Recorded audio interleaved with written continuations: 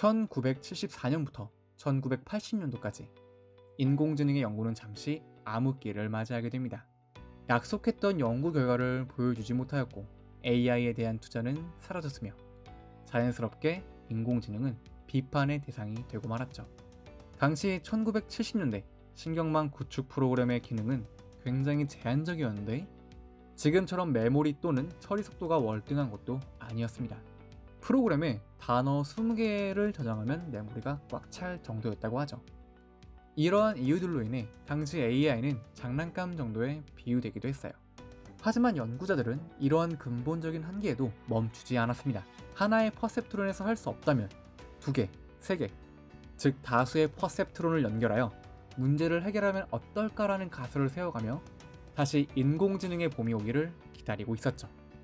이제 근본적인 한계를 극복한 지금, 과거 모든 AI 연구자들을 어둠 속으로 빠뜨린 XOR 문제에 대해 다시 도전해 보도록 하죠. 인공지능 텐서플로우 2.0으로 일단 그 세 번째 시간 시작하도록 하겠습니다. 지난 시간에는 입력값과 출력값, 가중치, 편향, 활성화 함수 등 신경망에 있어 아주 중요한 핵심들을 살펴봤습니다. 혹시 지난 강의를 듣지 않고 바로 점프해서 오셨다면 지난 영상들을 봐주시고 오시는 것을 조심스럽게 권해드립니다. 오늘은 지난 강의에서 말했던 인공지능의 겨울을 불러왔던 AND, OR, XOR 연산을 직접 구축해보고 왜 인공지능의 겨울이 올 수밖에 없었는지 살펴보고자 합니다. 가장 간단하면서도 쉬운 AND 연산을 수행하는 뉴런을 만들어보죠. AND 연산? AND? 그게 뭐지? 이 연산은 입력값이 모두 참값일 때만 결과값이 참이 되고 그 밖의 경우에는 모두 거짓이 되는 신경망 네트워크입니다. 자, 입력값이 모두 참값이라는 것은 입력값이 하나가 아니라는 거죠. 즉 다수의 입력값이 온다는 건데 우린 입력값을 2개로 생각하고 진행할게요. 그럼 다음 참값은 무슨 의미일까요? 파이썬에서는 참, 거짓을 true와 false로 나타냅니다. 하지만 전 시간에 이야기했듯 딥러닝의 주요 입력값은 정수나 실수죠. 그럼 저 true와 false를 숫자로 표기해야 한다는 건데 여기 int 함수를 활용하면 true는 1, false는 0값이 되는 것을 알 수 있죠. 그럼 AND 연산을 표로 나타내보면 이렇게 표현할 수 있겠죠. 그리고 이러한 입력값을 바탕으로 뉴런을 그려보면 대략 이러한 모습인 걸 알 수 있죠. 뭔가 빠졌죠? 에러 값을 바탕으로 학습을 도와주는 가중치와 입력값이 0이 되었을 때 학습을 도와주는 편향. 가중치는 이렇게 입력값마다 붙어줍니다. 그 다음은 편향. 편향은 가중치와 달리 보통 하나만 사용하죠. 이제 설계도는 대략 완성되었으니까 코드로 직접 작성하며 살펴보도록 하겠습니다. 우린 이번에 numpy라는 모듈을 사용할 건데 이건 데이터를 표현할 때 아주 유용하게 사용되는 모듈입니다. 그리고 딥러닝의 핵심, 속도가 무척 빠르죠. 사용법은 간단합니다. 우리가 표현하고 싶은 입력값은 하나가 아닌 2개이며 각 값은 1,1입니다. 그럼 간단하게 대괄호 안에 1,1을 넣어주시면 이렇게 우리가 원하는 입력값을 파이썬으로 표현할 수가 있습니다. AND 연산은 입력값이 총 4개인데 이럴 땐 어떻게 해야 하죠? 컴마 찍고 다시 대괄호 안에 입력값을 채워주시면 됩니다. 대신 이러한 입력값들이 2개 이상일 때는 이렇게 바깥쪽에다가 대괄호를 한 번 더 감싸 주셔야 해요. 자, 그럼 입력값은 세팅이 끝났고 실제 결과값인 y도 똑같이 np.array 함수를 통해 세팅을 해주시면 됩니다. 다음은 가중치와 편향. 이전에는 하나의 값만을 가져왔는데 이 가중치는 입력값의 모양을 따라가줘야 합니다. 이유는 간단해요. 모양이 서로 같아야만 연산이 가능하기 때문이죠. 즉 현재 입력값의 모양이 1,1이니까 가중치의 쉐입에 2를 넣어 표준 정규분포 내의 무작위값 2개를 갖도록 해주겠습니다. 여기서 2의 값은 이렇게 1,1처럼 무작위값 2개가 생성되죠. 자, 그리고 마지막 편향의 입력값 1. 이제 입력값들은 세팅이 끝났으니 퍼셉트론을 구축해 보도록 하기 전에 우리는 단순하게 퍼셉트론의 연산만을 구현하는 게 아닌 퍼셉트론의 학습, 즉 다수의 반복 학습까지 코드로 구현해줘야 합니다. 그래서 2개의 문구으로 코드를 구현해 볼 건데 첫 번째는 학습을 몇 번 정도 진행할 것인지에 대한 반복문입니다. 단순하게 range라는 함수를 통해 우린 2000번의 학습을 진행할 거고 한 번의 학습이 진행될 때마다 결과가 있어야겠죠. 그래서 여기 error sum이라는 객체를 생성해 주도록 하겠습니다. 이제 두 번째, 퍼셉트론의 연산 부분입니다. AND 연산의 진리표를 다시 한번 살펴보면 한 번의 입력에 두 개의 변수가 존재하고 이러한 입력값이 4개가 들어있는 것을 알 수 있죠. 그래서 이러한 4번의 입력을 반복해주기 위한 코드를 작성하면 range 함수에 4를 넣어 구축해 줄 수가 있습니다. 첫 번째 입력값부터 살펴보면 1,1에 대한 입력값이 들어와 표준 정규 분포 내의 랜덤 값인 가중치와 곱해지고 또 표준 정규 분포 내의 랜덤 값인 편향값과 더해진 값이 시그모이드 함수를 거쳐 결과값을 산출합니다. 이 결과값은 첫 번째 입력값의 결과인 y값과의 차이를 산출하여 첫 번째 입력에 대한 에러 값을 구합니다. 그리고 무작위로 선정된 가중치와 편향값은 경사하강법을 통해 값을 업데이트해줍니다.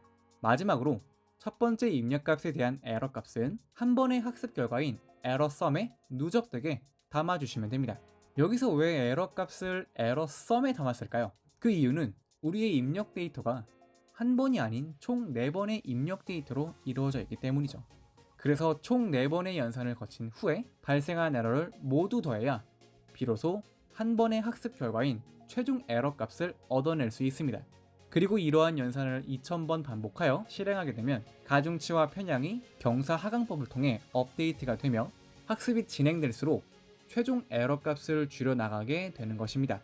그리고 이 아래의 코드는 단순히 199번의 학습 때마다 학습의 결과를 나타내달라는 의미고요.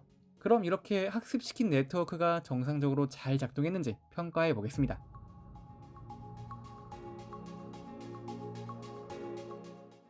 이렇게 코드를 작성하게 되면 각 입력값마다의 최종적으로 업데이트된 가중치와 편향값을 통해 연산된 결과값을 확인할 수 있고 이를 실제 값과 비교해 주기 위해 이렇게 코드를 작성해 주시면 됩니다. 결과는 각 입력값의 실제 결과값인 y값과 매우 흡사하게 출력된 것을 확인할 수 있죠.